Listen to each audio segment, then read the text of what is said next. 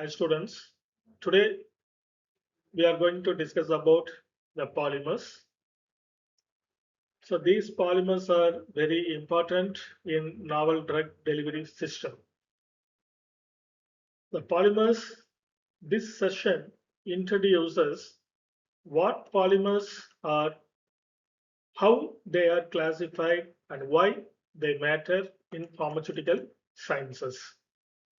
The concept we discuss here will later connect directly to drug delivery system and dosage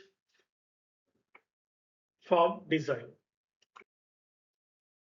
First of all, the definition of the polymer. It is a long chain molecule made up of many small repeating units called monomers. You can think of a polymer like a long train where each compartment is a monomer. So the little bit, the monomer is each compartment, it will be connected to make a polymer. So these monomers are linked together. Because of this long chain, nature polymers show properties very different from small molecules.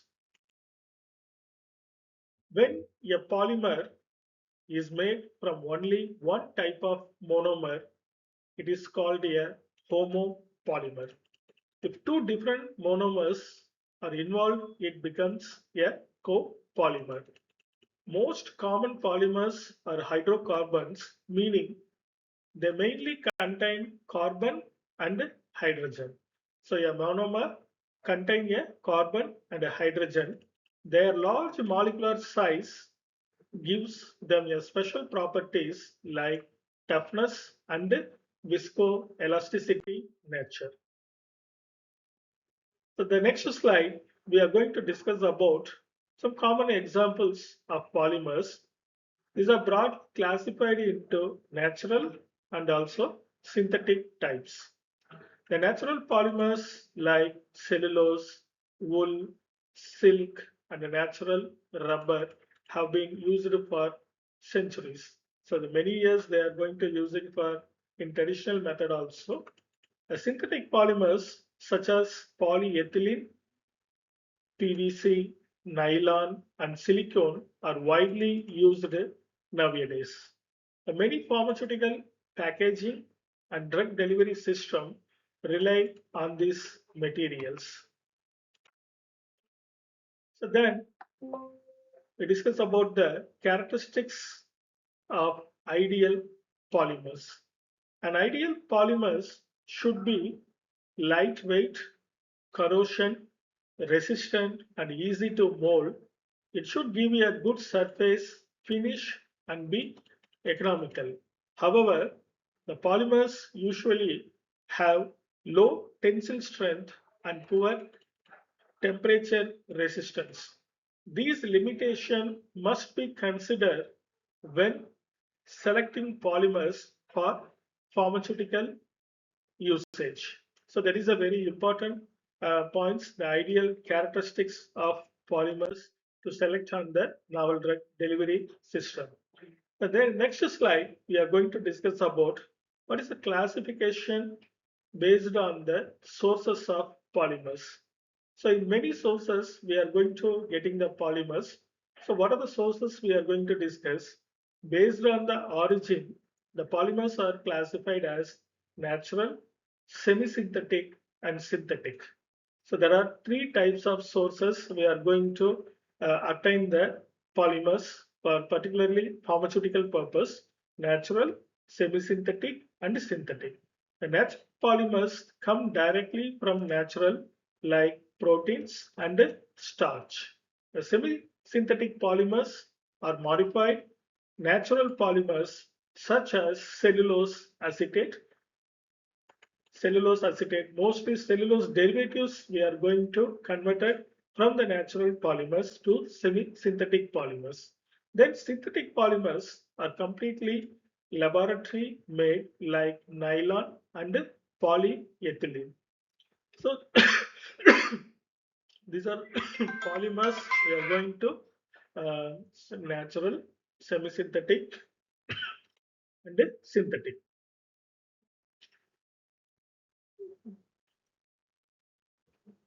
So these are the natural, synthetic, and semi-synthetic. We discussed about the examples also. So then we discussed about the classification based on the structure. Based on the structure, we have to classify it. There are three structures are there. One is the linear polymers, branched chain polymers, then cross-linked chain polymers. The first of all, linear polymers is the smallest repeating unit arranged in straight line path is known as the linear polymer. For example, PVC. Then second one, branched chain polymers. It contains some branches, um, linear chains having some branches. Example, low density polymers. The third one, cross-linked polymers. It is formed biofunctional and trifunctional monomers and contain strong covalent bonds. Example, we are using for the backlight and the melamine polymers we are going to using, and some common addition of polymers we are going to using for the pharmaceutical areas. So these protein and polysaccharide like chitosan and dextran are important natural polymers. The synthetic polymers are further divided into two types. One is the biodegradable and a non-biodegradable types.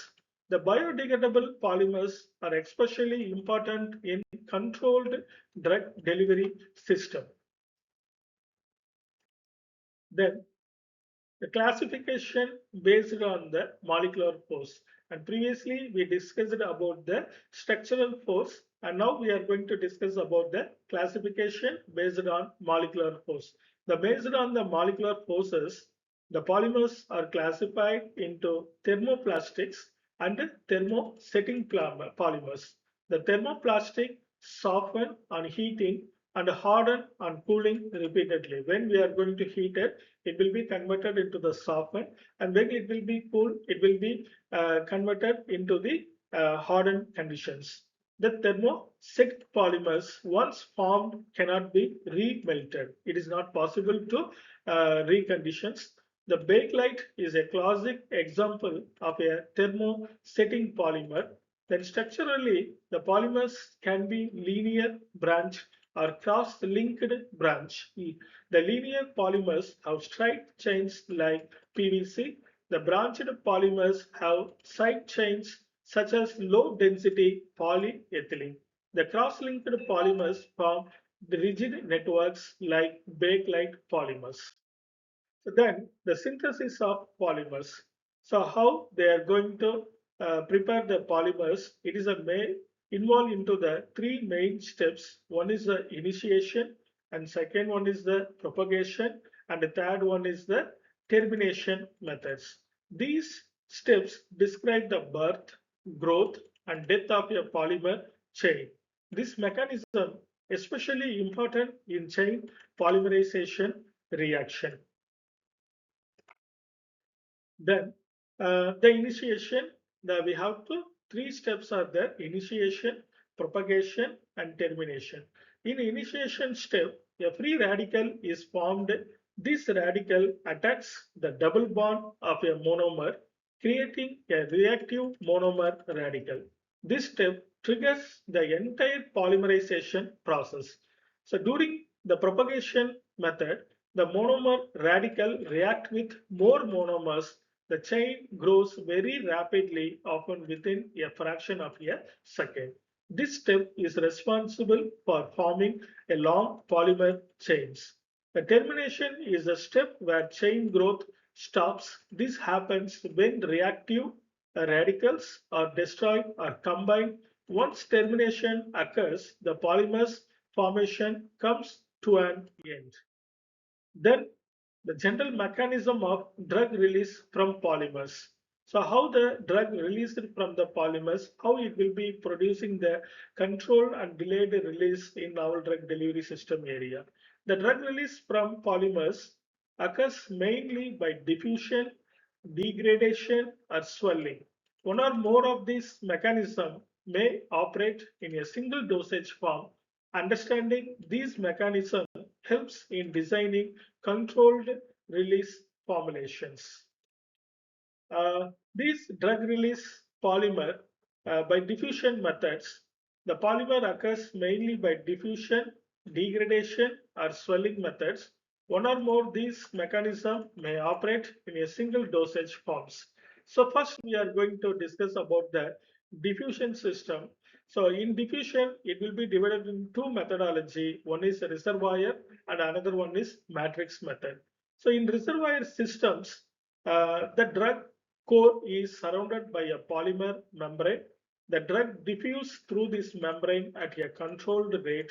Examples include polymers like polyvinyl pyrrolidone and EVA copolymers. So it's a reservoir diffusion system. And second one is the matrix diffusion system. In matrix diffusion, the drug is uniformly dispersed throughout the polymer. Drug release occurs through pores between polymer chains. The common example include polyethylene and polyvinyl acetate.